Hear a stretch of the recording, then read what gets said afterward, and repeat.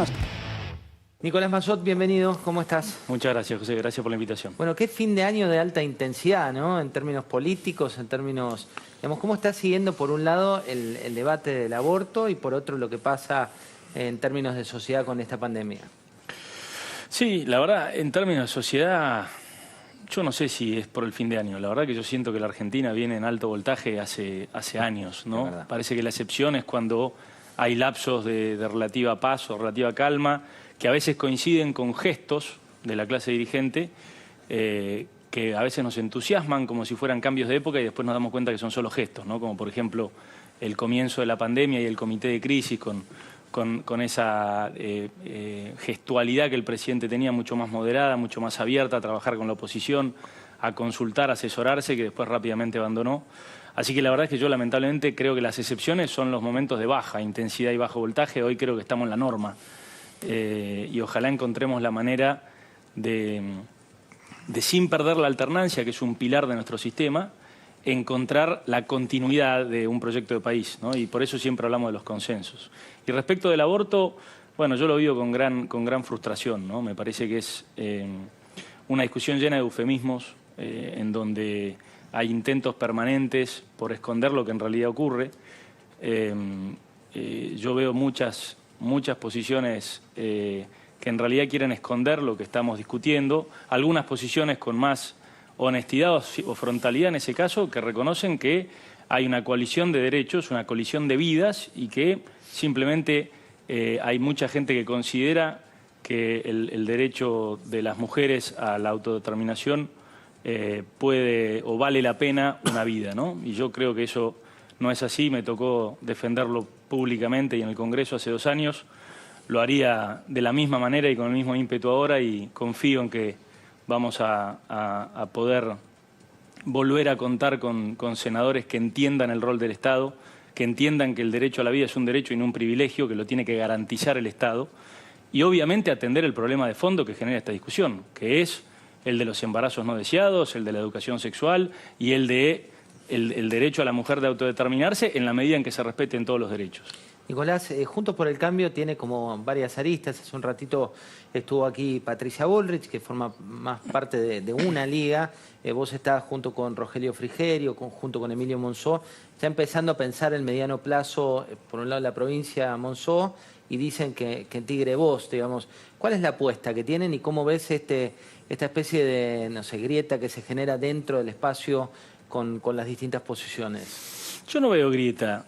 A mí me parece lo más normal del mundo que en grupos humanos tan amplios como es un partido político existan distintos enfoques y distintos criterios que conviven con enormes coincidencias. Es decir, para mí es mucho más importante empezar hablando de las enormes coincidencias que tenemos todos los que formamos parte de Juntos por el Cambio, que son programáticas, que son institucionales, que son respecto del rol de cada uno de los poderes, que son macroeconómicas, que son respecto del rol que la Argentina debe jugar en el mundo.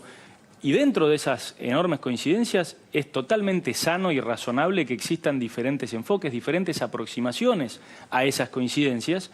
Y creo que eso es lo que enriquece también las opciones que le damos al electorado.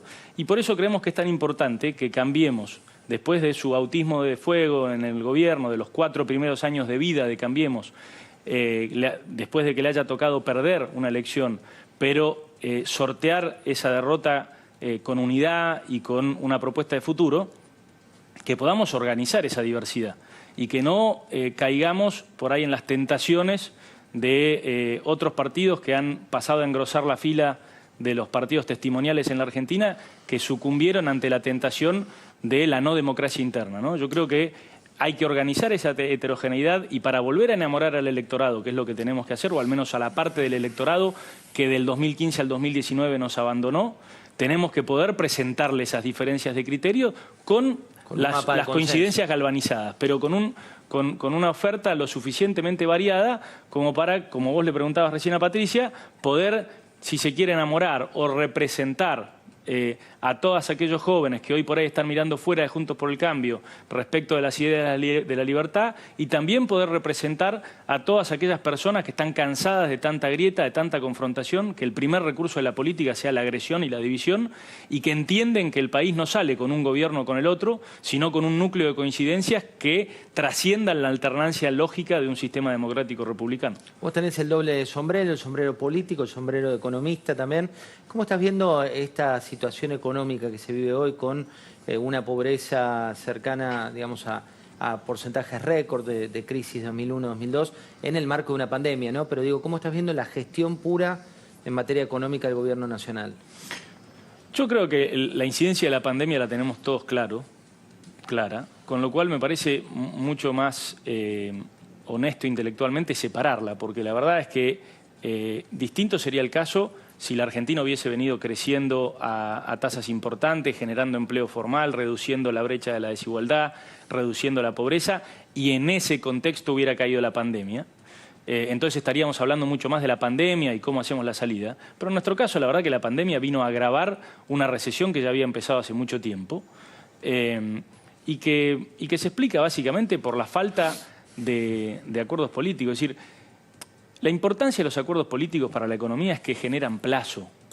Es decir, no hay duda de que puede haber dudas respecto de con qué países aliarnos y con qué países comerciar, a qué sectores fomentar, pero lo que no puede haber duda es que el motor del crecimiento económico es la inversión privada. La pública también, pero al final de cuentas se nutre de la inversión privada porque su camino es la recaudación pública y la recaudación pública aumenta con la actividad y la actividad con la inversión privada. Y el trabajo formal, que es el que sostiene, por ejemplo, nuestro sistema previsional, que está en el núcleo de nuestra crisis económica, también se solventa con los impuestos al trabajo. Es decir, necesitamos más trabajo formal para poder solventar mejor nuestro sistema de seguridad social. Entonces, todo tiene que estar apuntado a cómo atraemos inversión privada. Y lo primero, antes de poner a hablarnos de tecnicismos, es darle plazo. No a la inversión extranjera, a la inversión argentina, a todos los argentinos que no son 10.000 privilegiados como algunos sectores del gobierno quieren hacer sentir. Son, como vimos en estos meses cuando veíamos la cantidad de argentinos que accedían a la compra de $200, llegaron a ser 3.800.000 argentinos. Si tenemos en cuenta que por ahí uno por familia compra dólares, estamos hablando posiblemente de un 30%, un 40% de los argentinos que tienen capacidad de ahorro y deciden salir del sistema bancario, salir de la moneda y ahorrar afuera o donde puedan, menos en la inversión productiva. Entonces hay que dejar de pensar que esto es el neoliberalismo para atraer inversiones de multinacionales. Esto es ordenar el ahorro de los argentinos para que haya producción argentina. Y eso necesita plazo. Además necesita rentabilidad, pero sobre todo necesita plazo. Necesitamos que cuando una pyme hace un flujo de fondos, no tenga que poner como condición que o la inversión se recupera en 18 o 24 meses o no la recuperamos porque no sabemos lo que pasa en la próxima elección.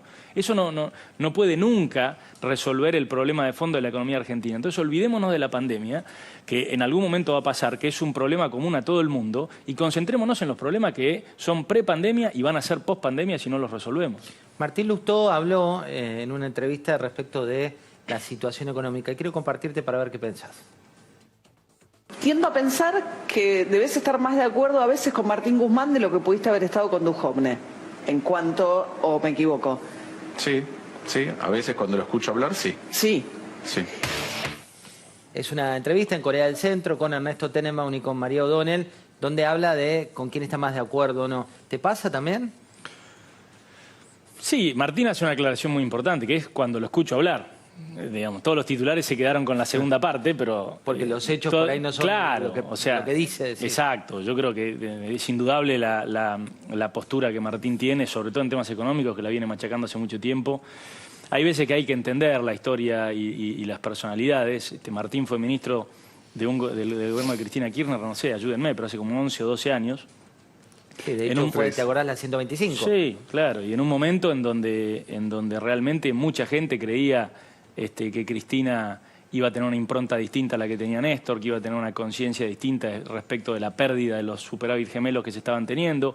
Bueno, duró lo que duró, tuvo los problemas que tuvo, y yo creo que el derrotero de Martín desde entonces a la fecha es clarísimo y no puede ser sacado de contexto. Es decir, me parece que lo que quiso decir y lo que dijo en realidad fue, cuando lo escucho hablar, a veces estoy más de acuerdo. Cuando veo los hechos, no encontramos correspondencia con los dichos. Y ese es uno de los grandes problemas de la política argentina. Lo voy a sumar a Alfredo Sainz con una pregunta. Sí, Nicolás, ¿cómo se conjuga esta idea de que vos decís que sería bueno que la oposición tenga una oferta variada y que elija democráticamente sus candidatos con el proyecto que avanza el gobierno de suspender las PASO? Digamos, toda esta idea de que vos podías tener una interna opositora, todo indica que corre peligro.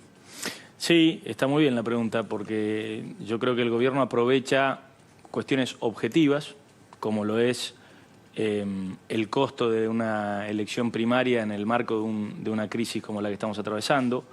Otra condición objetiva, que es el riesgo, si es que existe un rebrote, como lamentablemente algunos proyectan. Y esas condiciones objetivas las aprovecha para beneficios subjetivos. En este caso, tratar de quitarle herramientas para que la oposición pueda reorganizar su oferta, como ellos tuvieron la instancia en el 2017 y en el 2019, y vaya si les sirvió.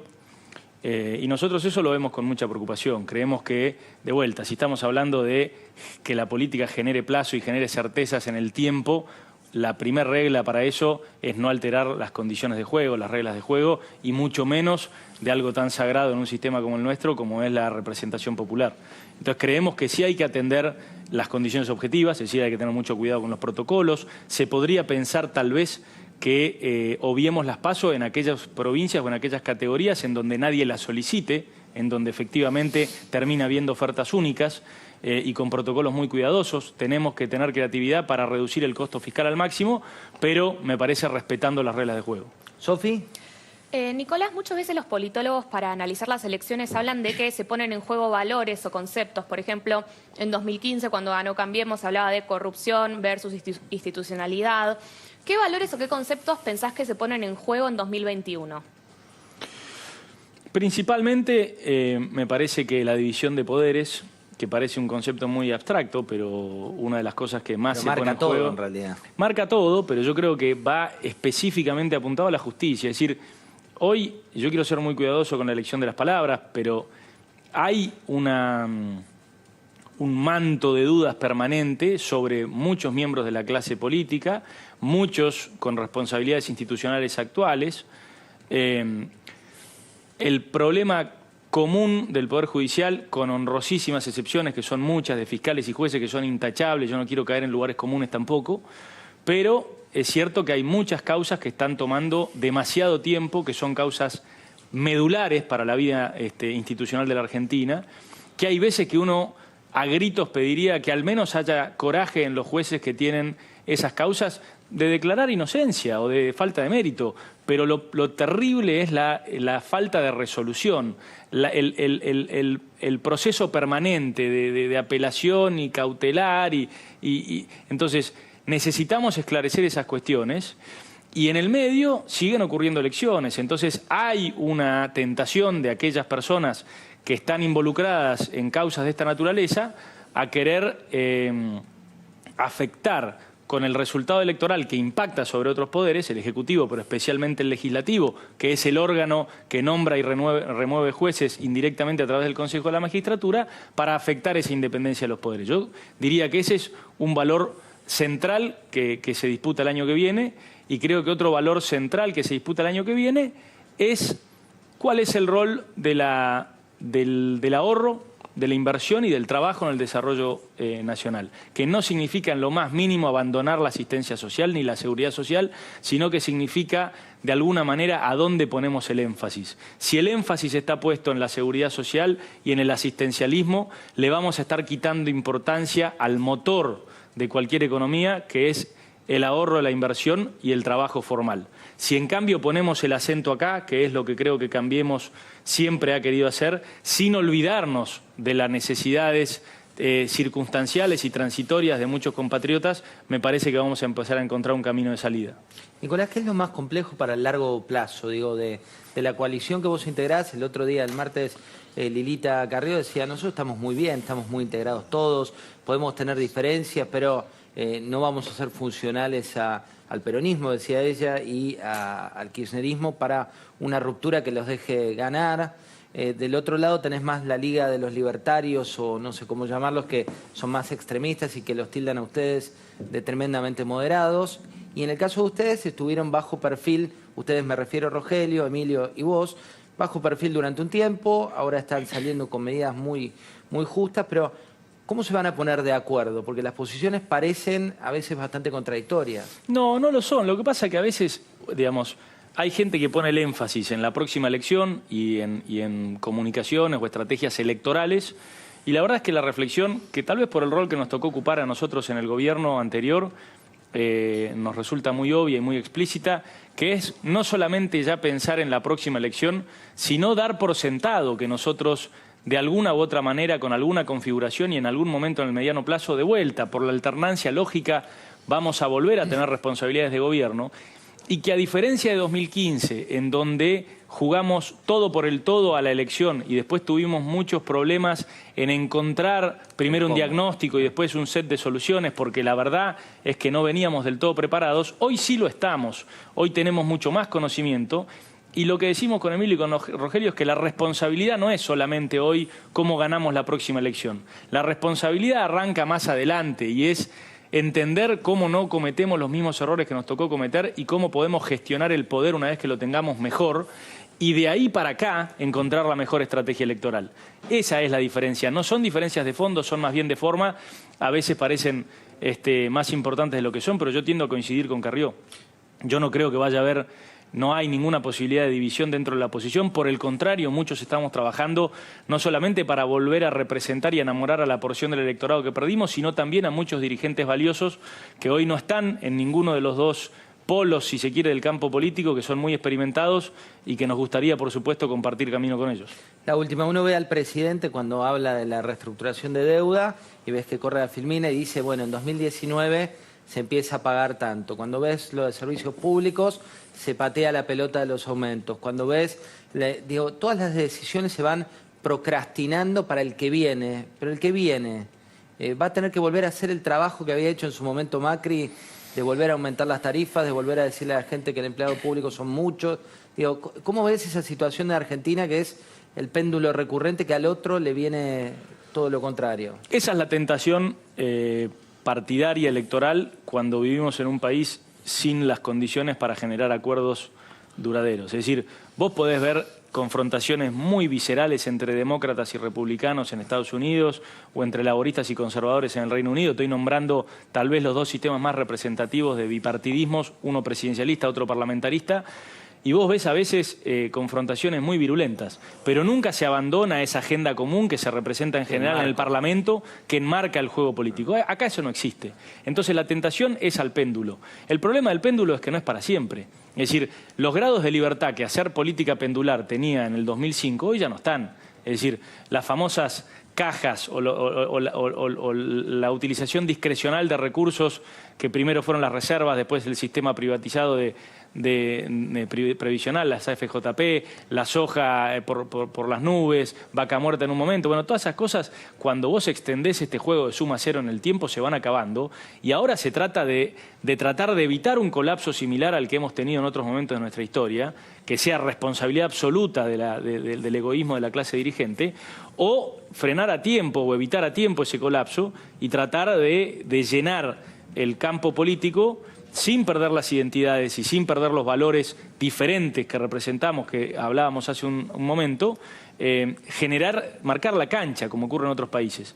Eso es fundamental. Si no, vamos a seguir procrastinando y solamente va a cambiar cuando venga un presidente con la grandeza necesaria como para parar la pelota y de vuelta, sin transar, sin ceder esos valores que son fundamentales que tenemos de diferente, pensar en aquello que tenemos en común. Es decir, no hay nadie acá sugiriendo que la riqueza la vamos a encontrar debajo de la tierra. Hay que generarla, hay que generar las condiciones, hay que generar regímenes para que la economía del conocimiento despegue realmente en la Argentina, que hoy es obvio, cualquiera, el que no lo quiere ver, el que no lo ve es porque no quiere realmente. O sea, hoy el futuro, o una gran parte del futuro de la Argentina pasa por nuestro talento soft, como dicen en inglés. O sea, no el industrial necesariamente, que no hay que descuidarlo. Pero esas cuestiones no son difíciles para acordar. no hay gente no viendo esas cosas de manera representativa. Entonces, no puede ser que las discusiones por el Poder Judicial o las discusiones por las relaciones internacionales